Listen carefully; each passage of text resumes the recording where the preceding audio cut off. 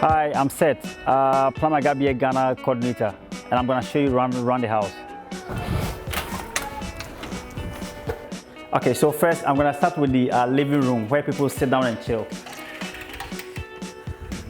Okay, so this is the living area where people sit down and read books, and as well as watch our television. And then I have the volunteer freezer here, mainly for our volunteers. And also we have the safe locker here where we keep passports and valuable items. And over here is the kitchen. So this is where meals are prepared. And then over here is where people sit down and have breakfast, lunch, and then dinner. Okay, so I'm going to take you to one of the rooms. It's a shared room. Okay, so over here is a room for 6.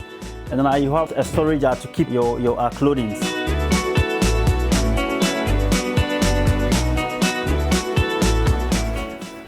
And then we have a Western toilet. So I'm going to show you in here. So over here is the shower, the sink, and then we have the toilet over here.